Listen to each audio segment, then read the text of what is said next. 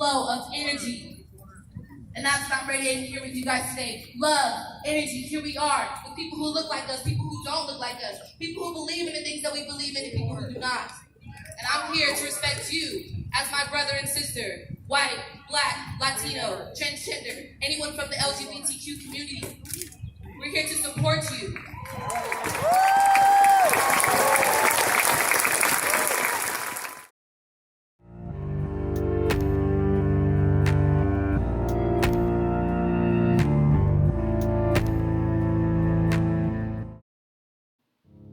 Crowds of faces, masked, mine, one of many, marching and crying out for justice on the hot and corrupt streets of my city. Your city.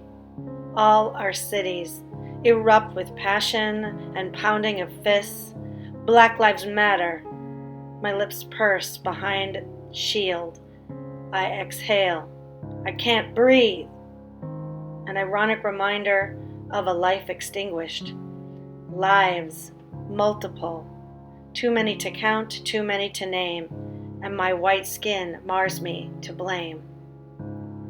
I'm owning up, showing up, suiting up to be your ally in this war of injustice, of imbalance, of hate.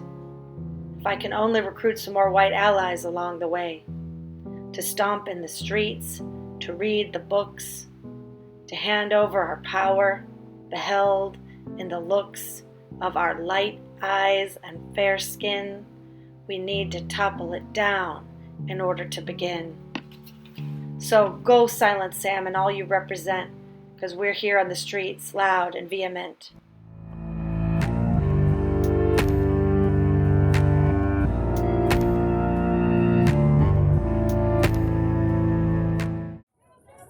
No peace! No justice! No peace! No justice! No peace! No justice! No peace! No justice! No peace! Now before I continue, we've been saying 2, maybe 3 names for the past 8 days. And there have been so many names that have been left out simply because they're black. Simply because we can't keep up with the amount of black people who are being killed in the streets by the people who are meant to protect us. So I'm going to say 8 names that you may not have heard, with 8 stories that you may not know, because they buried it, because they covered it, because they did not want you to know. So when I say these names, I implore you to repeat after me. Do not make me say these names twice. Elijah Davis. Elijah Davis. Caleb Williams. Caleb Williams. Malik Thomas. Malik Thomas. Lavina Johnson. Lavina Johnson. Tamla Horsford. Tamla Horsford. Jeremy McDowell. Jeremy McDowell. Willie McCoy. Willie McCoy. One of my personal favorites.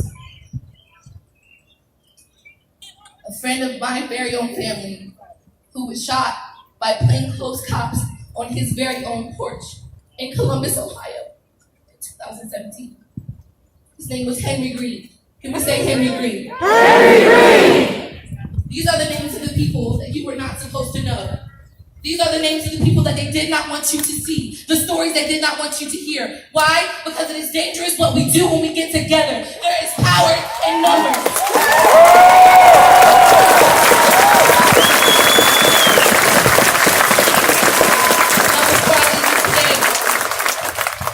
Remind you all that this is not a celebration. Though we may be together and we may clap and it may be nice to see your friends and your family here with you, this is not a celebration. This is one big funeral. We are crying. We are begging for our lives. And I'm tired of begging to be able to walk down my own street. I'm tired of being followed around in the store because they think maybe you can't afford it. I'm exhausted. And if you're not tired of people being shot with their hands up, do not shoot. If that doesn't make you angry, then I don't know what will. Winston Salem, are you ready to breathe for those who are not able to breathe? Are you ready to stand for those who are not able to stand? If you do not look like me, if you do not look like the person who stands next to you, you say I stand with you in solidarity.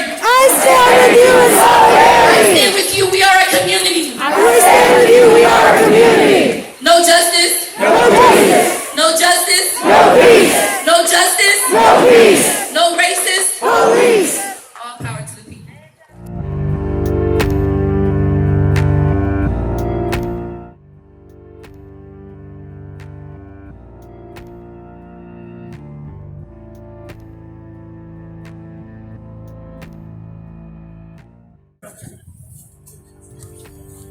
This is not a discussion point. This is not a discussion point. Hey! This is not a marvel.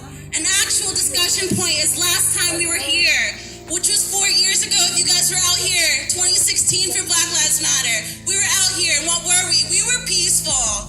We have almost always been peaceful. It's almost like when you see this many black people in a space, you don't think we're gonna be peaceful, do you? Last time we did this, they told us that we were a hate group, so they snuffed us out. What they did was they forced us into normalcy. What I knew to be normal was that 1 in 1,000 black men and boys are expected to die at the hands of a police officer as of 2019. What I knew as normal is that 4 out of 5 confirmed crimes against trans women were black women as of 2018. What I knew as normal is the outcry for the Confederate heroes in the face of black heroes dying every single day is still happening. This year is different because the Allies pulled up and they have stayed out here. The Latinx community, the Amish, the Anonymous, the witches, the other countries, other continents. This year it has not been us against them. This year, as we know, it's been everybody against racists. It is our job to have done this yesterday. It's our job to have done this years ago. I made a self-devotion, a self-dedication when the Charleston shootings happened, and I have not done enough, and I know that. I tell myself that now all the time. It doesn't matter if you make it important to you. You have to make it something you dedicate your life to, because we get to choose that we don't want to be a part of it if we don't feel like it. I am the only person up here so far who's allowed to look angry at you. Do you understand what that means? Do you get that? Well, Camille has to think about if she's going to be angry or sassy or anything to a commissioner or a cop or a crowd of people. I can do whatever I want because I'm white. Do you hear that? Do you understand what that means? You get to check out if you want to, if you look like me. Do not check out. The police officers are flooded into predominantly black and brown neighborhoods on purpose. So obviously, if there are more police in an area, there's going to be more arrests. It's a purposeful cycle that puts minorities in areas with more police, so then they go to jail, and then they get out, it's harder to get a job, so it puts them right back into where they were when they went in, and it's hard to be a part of society. Then Fox News gets a hold of it, gives the viewers a fear boner, and not enough information about what's happening. Because the system is rigged, against people of color. African Americans are 4 times more likely to be arrested for smoking weed than white people, even though they smoke at similar rates, which is stupid. If police officers actually just acknowledged the problems and didn't just try to blame it on black and black crime, did their job and protected the people that need it, instead of the people that pay them or the people that look like them, this wouldn't be happening. We wouldn't be having this event. The primary election is not our only task. We also need to put our attention on what's in front of us, which is our local government. We are failing to realize the direct impact our local government has on our lives. They're affecting the water we drink, the streets we drive on, and the police and fire protection we rely on, and so much more. A friend of mine, Alyssa James, shared a quote with me yesterday. Education is liberation, and liberation is freedom. Educating ourselves is the most essential part to facilitating change. Without it, we have no power. Winston Salem has a long and rich history that we are never taught in our schools. I went through 13 years of it. I didn't hear one thing about Theodosia Simpson. She was one black woman who came together, founded a union inside the biggest and the monopoly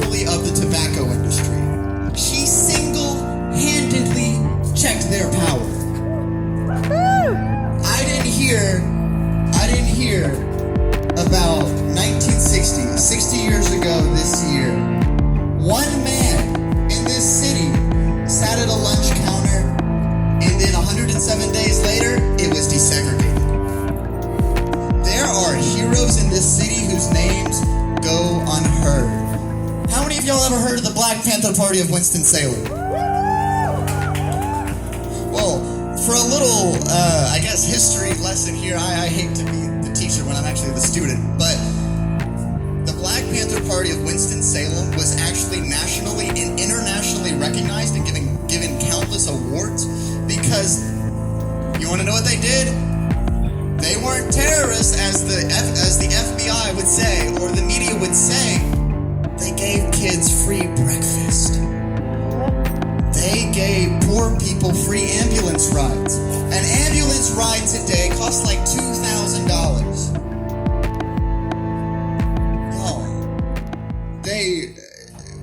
We must acknowledge what's been going on in our community for a long time. Like, the history of struggle is alive and well in this city. As people who stand on the shoulders of the Theodosia Simpsons and the Larry Littles, Larry Little being the man who founded the Black Panther Party in Winston-Salem, an awesome man. He's still around today, you can find him. He was even named the most influential man in this entire city at one point, because he enacted so much change that it helped so many people. He's a real hero whose name doesn't go heard in our school system. I didn't hear it once. Every group that challenged power here faced struggle. Simpson faced the most powerful family probably in the entire South.